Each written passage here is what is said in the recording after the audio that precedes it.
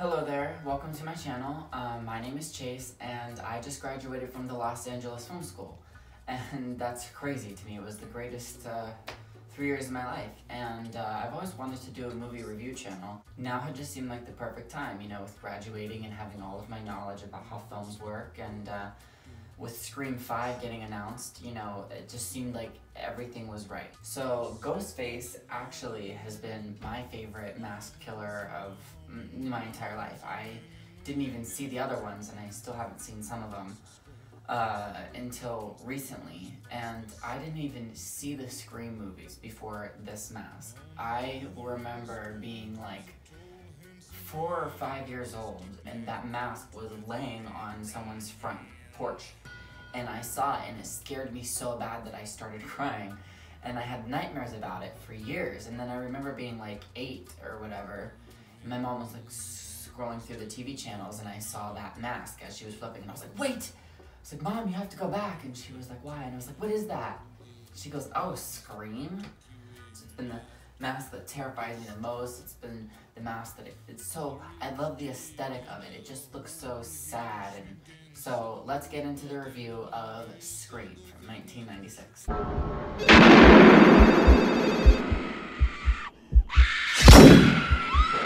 Starting off, Wes Craven, pretty much enough said. He's got to be pretty much one of my favorite directors. I'm not big on directors. I don't really play favorites and all that, but I'm not like huge on knowing his entire filmography, but you know, almost everything of his that I do know I love, so it just makes me love his work. I just love the whole opening scene with Drew Barrymore. That was what was crazy to me. To this day, some of my favorite shots in that movie are when he's walking through the house at the beginning, and I think it's the first time we see what the killer looks like and the costume and everything. We'd only been hearing him on the phone at this point. And he's like stalking through the house like this, and he moves so slow just through a doorway, and she like... Sidney Prescott, in my personal opinion, is the best final girl.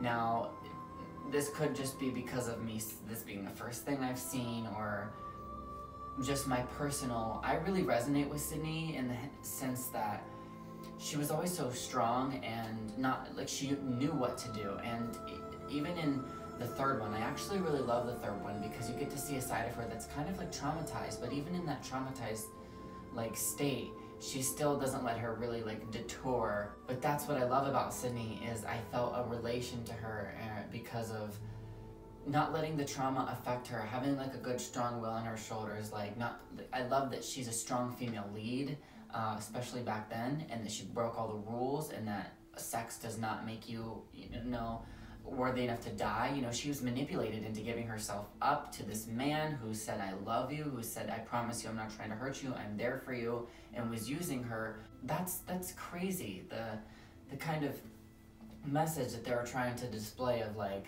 look at what this girl has to go through. She knows how to react, she knows how to fight for her life, and I love that aspect of Sidney. It's the greatest part. Dewey, I have like a strange like love-hate relationship with Dewey because I really like him, I do, but it just seems so crazy. Like, I'm not mad that he didn't die in the first one. That was awesome. But it seemed like the kill in Scream 2 where he slammed up the glass, like, I'm glad they didn't. But some people want the main characters to die. A lot of people want one of them to die. They wanted that in the fourth one, and I think that's why a lot of people were disappointed. And I think they're gonna want that in the fifth one. Personally, I'm just here for the story. I know that it's a story at the end of the day, you know. And then when the mask comes off, that's always the best part. Billy is a great killer because he was young and ambitious, and he must have had horrible anxiety all the time trying to pull this off. But I think obviously he was sick, but in a sick way, liked it. He liked that, playing both sides. It was crazy to see such a, you know, I didn't believe him not 1 second until he died, till he was slashed in front of her on that bed. I was like, well, damn it. And then whenever he was alive at the end, I was like, oh, goodness. And whenever he turned around, shot Randy, that it's like you almost believe it and knew it, but are totally surprised when you figure out that it's him. And something that's interesting about the first Scream movie is Scream is synonymous with the whole look who's behind the mask and taking off the mask. But in the first Scream movie, nobody takes off a mask. So if you think about it, the only person in Scream who took off the mask was Sidney when she jabbed him in the chest with the umbrella and then ripped it off and threw it down, you know, trying to like terrify him the way he had been doing to her. That's what I like about Scream, is the whole speech. I like hearing the why done it. Michael Myers is great, don't get me wrong. I've just started watching Halloween movies within the past year. I've completely fallen in love with him. I've got a whole new fascination with Michael Myers. I'm honestly glad that it happened now, because I'm able to like obsess over him now in a way that like makes me happier because of like all of this film knowledge that I have. But like, especially with all of the new Halloween movies coming out and stuff, I just loved the idea of anybody could be under there, and the whole calling and terrifying someone before attacking them. And something that I love about the Scream movies is the voice. You cannot have Scream without that voice, and of course the TV show did its own thing and I still thought that worked, but obviously it's a spin-off, you know. Scream is this mask and that voice. Immediately when you hear it, you're like, ooh, like that's Ghostface. Like, what else? Gale Weathers. Now, she is a main part of this movie. I think that Courteney Cox does a phenomenal job. Like, her ruthless attitude, oh gosh, the punch in the face. That scene is priceless. I mean, every time I watch it, I get adrenaline in my heart a little bit, like as if I'm fighting, you know? Like, I feel it's like Sidney, like I wanna knock her out so bad too. Like, I also just love that at the end, Gale is the one that kind of saves the day. She is. I mean, before she messes up and doesn't know about the safety, but when she does, like, finally shoot Billy right when he's about to stab Sidney at the end, iconic. There are so many quotable, like, lines from that. And not to mention Randy and his whole rules aspect, because of having a broader perspective and seeing more horror movies since, you know, the time that I was 8 till now, I was able to appreciate it more. Every time I watch it, it gets better for me. Scream's always going to be one of those movies that I don't think I'm going to get tired of. It's a personal favorite. It's a fan favorite. It's almost everything to me. I mean, it really did change my life. When I saw that movie for the first time, it's one of the reasons I went to film school. Oh, one of my favorite parts of the movie is when Sidney gets her first call when she wakes up at after sunset, and he immediately comes out of the closet right when she thought that she was safe. Best way, the best thing ever. Nothing can ever be the same after that movie because of now that's going to be a cliche. Scream made that a cliche, and I love that when you first saw that, it was like, he's already in the house. Like, that makes your gut, like, instantly feel like you need to throw up. Like, if he wanted her dead, like, bro could have had her. Like, he could have got her on the couch. Like, she could have woke up to him. But he wanted to mess with her.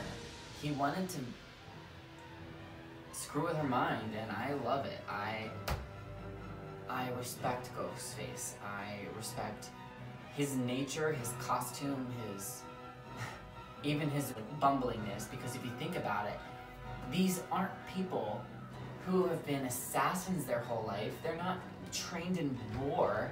That's a lot of pressure, and you realize that that's a person behind that thing, you know? We always are so quick to be like, how come he's tripping over this and he can't seem to get his victim, and how come Sidney gets away all these years? And it's like, because it's a hard secret to keep, and so it would be a hard job to try to pull off. You know, these are just regular people, and just because the person has a thin black robe and a piece of plastic, like, on now, and their identity's hidden, doesn't give them any supernatural ability. It doesn't make them automatically know how to like kill people. So I think it's interesting to think about that when you watch Scream from now on and be like, whoa, you know, that's the whole thing about Scream, is it's not just this average killer who's unkillable and this and that and the other, is that it's like, it's someone who very well could be caught at any moment. Every time that he shows up to kill someone, every time he makes a call, there is a chance that that could be the time he gets exposed or dies, and he takes it every single time. People don't really think about that. They just know that they're going into a movie, and they know, oh, Ghostface won't be revealed to the end, so they don't think about what it takes for someone to have to pull off a murder spree like that.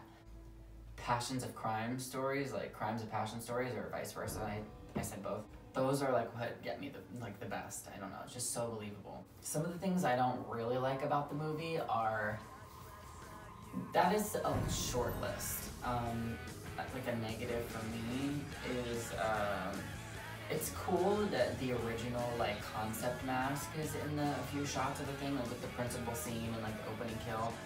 But I really, like I said, I'm just such a fan of this like fun world mask that I would have preferred like the continuity of the mask all the way through. A potential negative for the movie is Tatum's death, even though it was a great death. Like, if somebody else were to die in her place, like say if Randy died in the first movie and Tatum were to go on to Scream 2, that could have been a really, really cool aspect. I would have loved to have seen that, I think.